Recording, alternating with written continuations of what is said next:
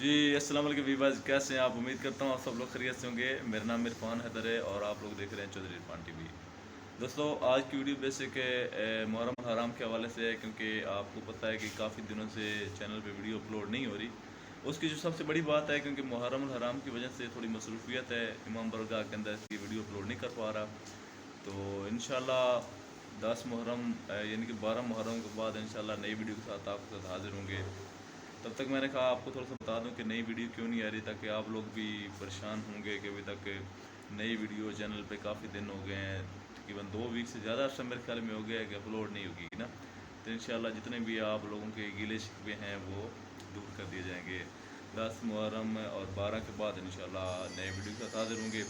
आपके लिए बहुत से टॉपिक है मेरे पास हेल्थ के हवाले से। तो नेक्स्ट टॉपिक पे नेक्स्ट जो हम टॉपिक शुरू करेंगे वो हम शुरू करेंगे हेपेटाइटिस